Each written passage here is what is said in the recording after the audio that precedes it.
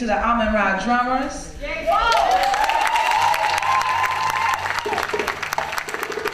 And to everyone gathered here today, happy X Day. Malcolm X's birthday today. He was born May 19th, 1925, making him 88 years this day. And I'm so happy, so excited, so pleased to see everybody here this afternoon. We have a wonderful, wonderful panel and discussion in line for you today. But before we get started, before we do anything, I first must ask permission from our elders. Do I have permission to move forward, please? Yes. Thank you, thank you, thank you. We have brought in, starting with the drum call, an opportunity for everybody to know, but especially Malcolm X. Now on this day, we do remember him here at the Charles H. Wright Museum of African American History. So I'm going to proceed with this program. I'm going to bring up a wonderful, wonderful woman, a woman I have looked up to for so many years of my own life. She is reverend, she is educator, she is artist. Lisa Mayowa Reynolds going to pour libations for us this evening.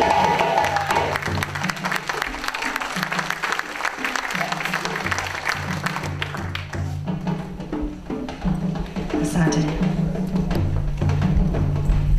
Yay, hey, hey, hey! Habarigani. Oh, I thought I was at the Malcolm X celebration. Habarigani. And James Asante Habarigani. Assalamu alaikum. Praise the Lord. Hallelujah. What's up? We here, yeah. And it's a good day. And so it is, in the tradition of our ancestors, we began this celebration with the drum call. So the drum call has gone out and you have answered the call and you have gathered together in this space.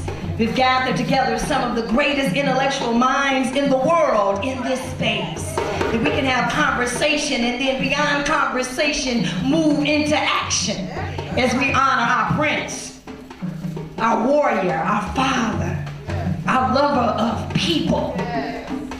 As we honor him today, we honor ourselves. So when we pour libations, we understand that we're not worshiping your ancestors, for we only worship the one and true living God, but we do recognize that we are inextricably connected to the ancestors. That by virtue of calling their names and pouring water into a plant, we are reminded of the life that they lived and the obstacles that they faced and the victories they overcame. And then we are encouraged that we are inextricably connected to children that we don't know, who have not been born. That it is our responsibility to build healthy relationships with one another, to build institutions like the Charles H. Wright Museum of African American History, so that those who come after us will have something. So when we pour libations, we're looking at life as circular and not linear. We are inextricably connected to our ancestors. We are inextricably connected to and responsible for the children who come after us. So we're going to say simply inside. Some people say ashe, because libations is poured throughout the continent of Africa, which has thousands of languages, many traditions, customs, and ways of being.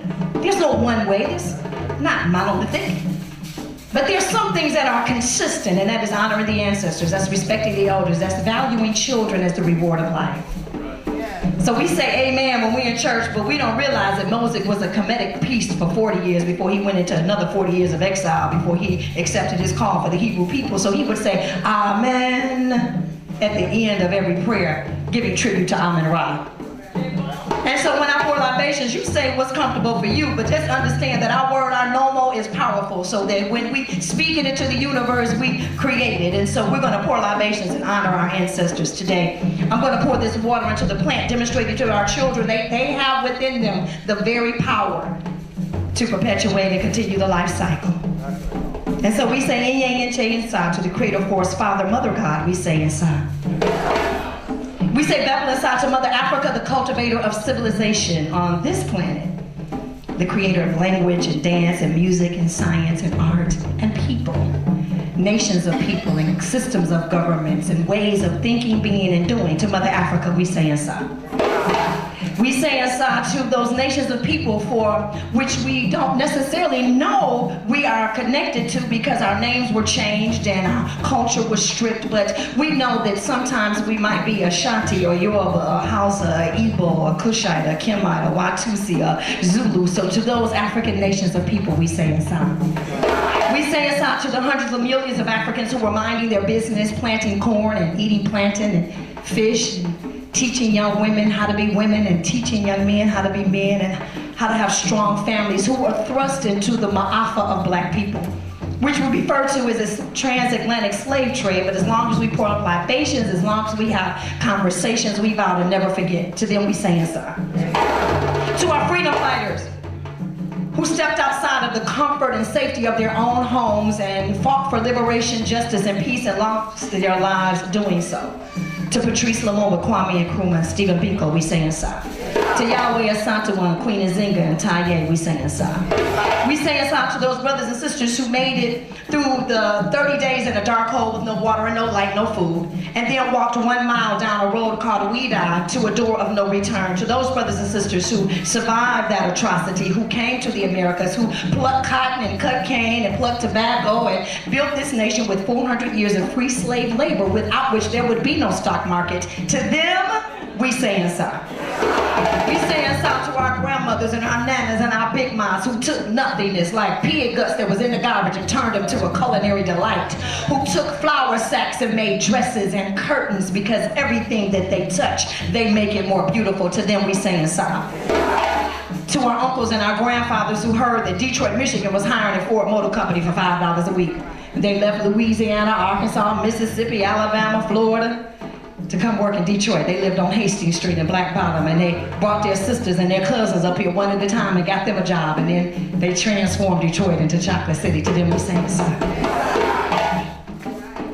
We say inside to our freedom fighters, to Nat Turner and Denmark Vesey. We say inside to Frederick Douglass and Harriet Tubman and Sojourner Truth. We say inside. We say inside to our literary poets, Langston Hughes and Zora Neale Hurston. We say inside. We say inside to you, my brothers and sisters, for you are here at the right place, and this is indeed the right time. Inside.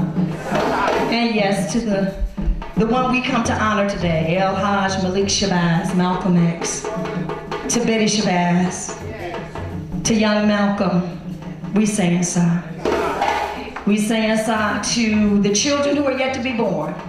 May what we learn today, may what we do today fortify us, make us stronger, stand taller, work together, collaborate harder, so that they will come into a world that we created and made better because we came together. To the children yet to be born, we say inside. And I stretch my arm out as a symbolic link that binds us together as one family. And as I drink from the Kikombe Cha Umoja, I say what's good enough for me is good enough for the community. And the secret of life, the thing that all of those ancestors whose names I called and did not call, the one thing that they teach us and show us is that the secret of life is to have no fear. Inside?